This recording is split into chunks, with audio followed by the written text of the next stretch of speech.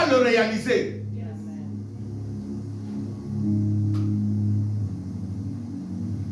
Il est vrai que des fois ça prend le temps. Mais le temps que ça prend, laisse-moi nous dire, c'est le temps que Dieu est en train de nous éduquer. Dieu est en train de nous changer. Dieu est en train de nous former. Dieu est en train de combattre pour nous. Pendant ce temps-là que tu attends. Toi, tu crois que ça traîne. Non, pour Dieu, ça ne traîne pas. Dieu connaît ce qu'il fait. Le problème, c'est toi qui dois continuer à faire confiance à Dieu. Surtout même quand, vous savez, la confiance devient importante. C'est surtout quand nous traversons les moments les plus difficiles. C'est là que Dieu nous attend. Est-ce que cette personne va me faire quoi? Confiance. Quand toutes les portes sont fermées, quand tout devient dur, tu vas là-bas, personne ne te reçoit. Même sur qui tu comptais, tu vois que les portes sont quoi? Fermées. C'est là que Dieu te regarde. La Bible dit, mieux vaut faire un refuge à l'Éternel que de se confier quoi? Quand David nous écrit ces choses bien aimées, c'est parce que David l'a expérimenté. Quand il a eu la guerre avec, il a eu le combat avec Saül, il a tué Goliath. La Bible dit, Saül, le jour que David revenait avec Saül, Saül a entendu les femmes crier. Saül a tué 1000. David a tué quoi? Et la Bible dit, dans son cœur, Saül a dit, si on donne à cet enfant, moi qui suis roi, et plus âgé que lui, on me donne moi 1000, que j'ai tué 1000 personnes, et on donne à cet enfant quoi? Alors qu'est-ce qui lui reste? La royauté. Et la Bible dit, depuis ce jour-là, Saül a commencé à mûrir en lui la haine pour tuer qui? David. Et le plus grand jour qu'il a réservé, c'est le jour du mariage. Or, David avait posé la question, que fera-t-on à celui qui va tuer cet insensé? Saül avait dit, celui qui va tuer Goliath deviendra quoi? Mon gendre. Et dès que David tue Goliath, pour David dans le cœur, je deviens le gendre de qui? Du roi. Et après la guerre, on lui a donné même les appartements au palais royal. David a commencé à dormir là-bas, attendant le jour de quoi? Et le jour du mariage arrive. Écoutez un peu bien aimé. J'ai toujours lu cette histoire. Et regardez comment nous organisons des fois les fêtes de quoi? Des mariages. J'ai dit waouh. Tout Saül a mis toute sa gloire par terre. Parce que le jour du mariage, c'est le père de la fille qui entre avec quoi? Sa fille. Et quand il vient devant l'altar, il vient donner à qui? À l'homme qui est devant le pasteur qui doit bénir quoi? Le mariage. Et les deux avancent quoi? Vers le pasteur pour recevoir quoi? Mais la Bible dit, Saül est entré avec sa fille, il trouve David, il passe David. Il repart dans la foule, il trouve un petit garçon là-bas derrière là qui est assis. On ne sait même pas qui l'avait invité à la fête. Et Saül dit à ce garçon, désormais tu deviens quoi? Mon Jacques. Mettez-vous maintenant à la place de David, son père et toute sa famille. Pendant que David est habillé en nœud de papillon. Alléluia. Et imaginez un peu la scène. Comment ça se passe? On vient avec la fille, pendant que les filles d'honneur sont arrangées. Les gens croient qu'on va donner à qui? Ça ne s'est pas passé en catimini. Lisez la Bible. C'est au vu et au su de quoi? De tout le monde. Le roi entre. Il entre avec tout respect. Je crois que ça clignotait, tout le monde criait. Parce qu'on dit ça, nous accueillons quoi? La reine de la soirée. Et même la fille était étonnée. Elle ne pouvait rien faire, obligée à ce que son père a dit. Parce que c'est la parole de la Bible, son père, la parole de son père. C'est son père qui a décidé. Il a dit, ma fille, voici ton mari. La Bible dit, Adriel de Méola est devenu quoi? Le gendre. Et David a piqué une crise d'estomac. Lisez la Bible. David a piqué quoi? La tension à quoi? Il est tombé malade. C'est comme ça la deuxième fille de Saül a retiré David dans ses appartements. Il dit, mon ami, viens, moi je vais t'entretenir. Parce que ça, c'est une grande décision. Je ne crois même pas si Michal était parti à la soirée ce jour-là. D'où la famille est sortie là-bas, la queue dans les pattes, la famille de David est sortie par la porte, sont repartis quoi? À la maison, déçus. Il dit, c'est quoi ça? Qu'est-ce que cet enfant nous a fait? Et la Bible dit, Michal a recueilli David dans ses appartements. C'est là qu'il a commencé. Je ne sais même pas si David a mangé ce jour-là, s'il avait même l'appétit. Donc Michal est obligé de supplier, s'il te plaît, mange pour que tu aies des forces. Les produits que je te donne, ce sont des antibiotiques. S'il te plaît, on ne peut pas prendre les antibiotiques sans manger. David, mange, s'il te plaît. Michal ne comprenait rien. La blessure était forte. Et la Bible est quoi? Après là, Saül a commencé à chercher, à tuer qui? David. Après la fête, la Bible dit, Saül a envoyé les gens. Allez-y m'amener. Ils arrivent là-bas, Michal leur dit, non, s'il vous plaît, il est malade. Or David a quoi? Il a déjà fui, dit, mon ami, fuis. Je vois que mon père est en train de chercher quoi? À te tuer.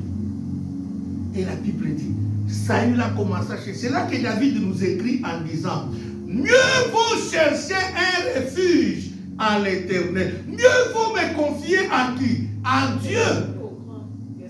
Qu'au grand. David pouvait voir les notables du roi pour dire, qu'est-ce que le roi m'a fait? Quel est le péché que j'ai fait? Pour que le roi m'expose comme ça publiquement. Mais non! La Bible dit, David est allé suivre Samuel, qui était à Nadjot près de Rama, en prière. Et quand ils sont allés là-bas en prière, la Bible dit, Saül a envoyé les gens, quand vous lisez dans 1 Samuel 19, le premier groupe est arrivé les 50. Comme j'ai toujours dit que les ambassades à Sogi, Dieu est vraiment compliqué. Dieu est Sogi Soni en français, c'est quoi encore? On peut interpréter ça comment? Et Dieu est commun. Calomnier, Dites Amen. Les 50 personnes que Saül avait envoyées chercher David à Nadjot, la Bible dit, 48 ont commencé à prophétiser sur David. 2 sont restés lucides pour aller faire rapport à qui? Nous sommes allés là-bas. Tout le monde a commencé à voir. Et mettez-vous en tête maintenant, quand il prophétisait sur David, qu'est-ce qu'il disait? Parce que prophétie, c'est déclarer les bonnes choses sur quelqu'un. C'est venir la vie de quoi? D'où il disait à David que c'est toi qui es notre roi. C'est toi qui seras le roi. Dieu a déjà rejeté qui? Et les 2 sont venus. La Bible dit, Saül a envoyé un deuxième groupe de 50. Encore, il y a 2 qui sont repartis lui informer. Tout le monde prophétise sur quoi? Le 3e groupe est allé. Maintenant, le 4e groupe, c'est lui-même David. Saül plutôt. Bien, mais quand on se confie en l'Éternel, regarde ce qui peut t'arriver. Dieu va changer la bouche de tes ennemis. Au lieu de te maudire, ils vont commencer à te bénir. Amen. Dites Amen. Amen. C'est comme ça que Dieu avait changé même la bouche de Balaam. Balak lui paye pour maudire les enfants d'Israël. Balaam arrive comme ça. Quand il ouvre la bouche pour maudire, c'est la bénédiction qui fait quoi? C'est en fait, et lui et Balak qui comprend que nous pouvons, c'est un peuple qu'on ne peut jamais voir.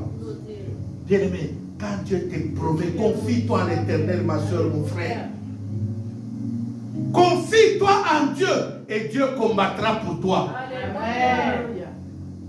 Fais confiance à Dieu, ma soeur. Dieu changera le langage de tous ceux qui en veulent à ta vie. Amen. Et vous savez, quand Dieu change le langage de ceux qui en veulent à ta vie, leur déclaration s'exécute à l'immédiat. Amen. Parce que quand quelqu'un était venu pour te maudire, il a dit qu'il n'en soit béni. Toi, tu es un béni de l'Éternel. Yes. Directement, il annule toutes ses pensées qui étaient quoi? Même dans son cœur. Tout est quoi? Qui les annule? Lui-même. Il te rend puissant. Pourquoi? Parce que Dieu avait décidé que tu vas conquérir. Voilà pourquoi, bien-aimés, nous disons, par la confiance. La confiance nous pousse à prier. Plus tu pries, plus tu pousses Dieu à combattre pour toi. Plus tu fais confiance à Dieu, plus Dieu, la confiance te fait rentrer dans les promesses de Dieu. Ce que Dieu avait promis sur toi vont se réaliser. Ce soir, bien-aimé, j'aimerais que tu retiennes que la confiance, avoir confiance à Dieu, c'est refuser le doute.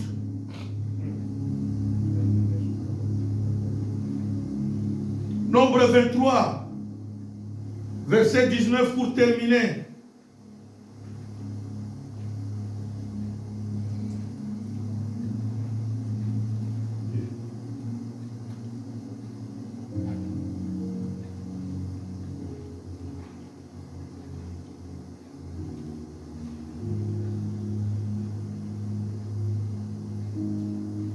C'est ce que je venais de vous le dire. Verset 23. Verset 19 à 20. Sœur José, tu peux me lire ça? Nombre 23, versets 19 et 20, je lis au nom du Seigneur.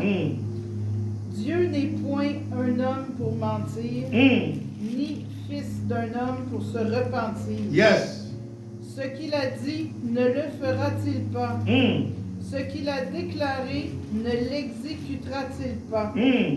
Voici, j'ai reçu l'ordre de bénir. Il a béni, je ne le révoquerai point. Parole du Seigneur. Alléluia. C'est Balaam qui répond à Balak.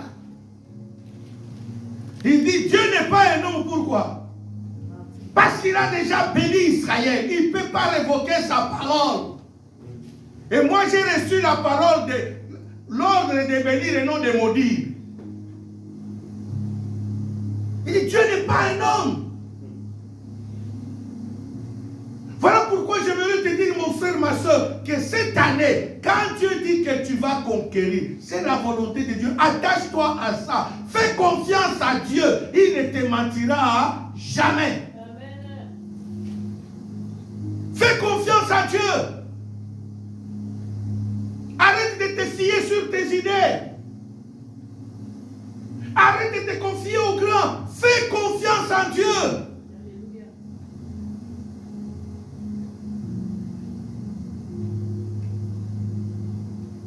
Il n'est pas un fils de l'homme pour se repentir. Ce qu'il a dit, il le fera. Ce qu'il a déclaré, il va l'exécuter.